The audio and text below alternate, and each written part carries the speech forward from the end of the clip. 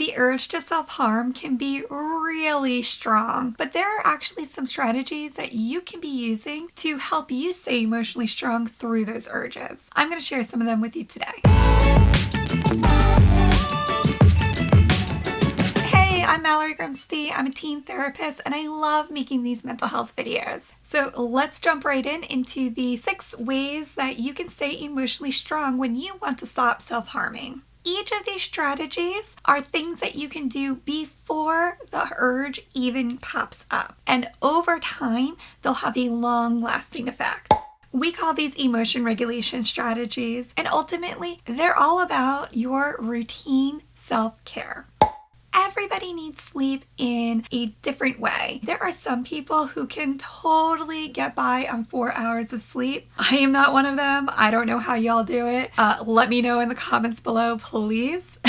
I'm somebody who needs usually on average 9 hours of sleep. Now, as a teenager, you may have some work or sports or school obligations that limit the amount of hours that you can sleep in an evening. Some of that is unavoidable. It's super annoying, I get it, but if you can make sure that you are getting enough sleep over time, it can help. Think about babies. When they don't get their nap, they are super cranky, and so are we. I'm not going to go too deep into different sleep strategies. I have a really great video all about how to control anxiety attacks at bedtime, and I go in some of those in that video, so you can go ahead and check that out over on my YouTube channel.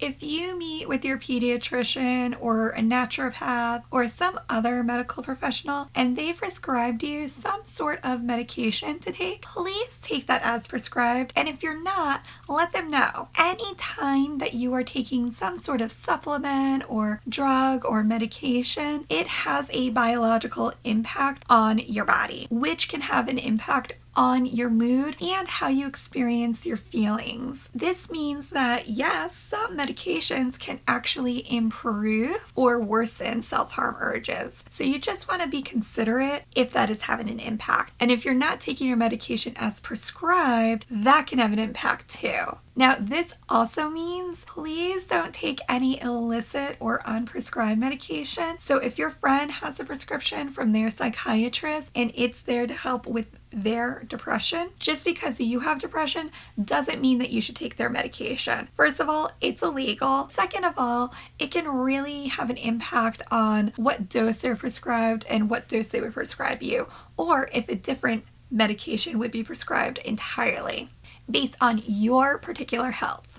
You all work so hard every single day, every single week. You have a lot of things that you are juggling, and you're in a period of time where you are growing, not only physically, but emotionally, intellectually, socially, and all of that takes a lot of energy, which is why it's so important to make sure that you're getting enough restorative rest. A lot of teens, they struggle with this because they feel like they always have to be doing something or working on something. There's always some other project or homework assignment or chore that they need to be doing. And of course, please don't put that off. Don't procrastinate. That's a whole other issue. But when you are not building in time to rest during that process, you're going to burn yourself out. Even when trained athletic professionals are working out, they take breaks between sets and have rest days throughout the week. When you're struggling with self-harm urges, that takes a lot of energy too. And especially if you're trying to learn new, healthier ways of coping with that stress. So being good and kind to yourself is so necessary. There's a difference between being lazy and avoiding your problems and making sure that you have enough rest so that you have enough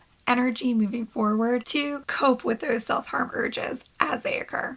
If you think that you're an awesome multitasker, you would be wrong. In fact, multitasking isn't really what it sounds like. A lot of people think that multitasking is being able to do more than one task at the same time, but we literally cannot do that. Our brains process information much like computers process information. And multitasking is actually a computer term. It's not meant to be applied to human beings, yet we do it all the time. Multitasking is actually when different information is getting told to the computer and it's processing what to do first. It really should be called task switching, because what's happening is, well, your computer is getting the message, oh, we need to be playing music right now. So that's coming in.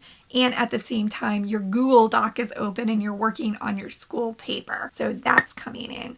And so it's basically going, oh, play music, work on the Google Doc. Play music, work on the Google Doc. And so what's happening is that it's actually task switching. It's happening so fast that we, as the computer user, don't even notice that it's stopping one process to start another, to stop to start another. When you have your computer or your smartphone or some sort of device like that, and it has many programs open all at the same time, it can actually get really hot to the point of overheating. And that's what happens to us too. If we are trying to do too many tasks at a time, we can literally burn out because we're taking up so much energy to like, okay, I need to focus on this, but wait, I need to do this. And so you're actually taking more energy and more time to do less productivity. So instead, focusing on one thing or one task at a time can actually rebalance and reserve your energy levels so that you're not burning through your energy trying to keep up. You may remember there was a period of time where Snickers had a commercial campaign that was "You're diva when you're hungry." And I don't know about you, but that's me. My whole family would agree. The term hangry is a term for a reason. If you're not sure what hangry is, it's being hungry and angry at the same time. And that's because not getting enough nutrition over time or the right nutrients to help give you the energy and fuel that you need makes you more prone to an uncomfortable emotional experience. You just don't have enough energy to stay emotionally strong. So if this is an area that you're struggling with, I really encourage you to talk to your pediatrician. They may tell you that you could benefit from working with a nutritionist or a registered dietitian, or they may just give you some small minor tweaks to adjust your own diet and nutrition intake at home. Moving your body in some sort of way every single day is really healthy. We know this.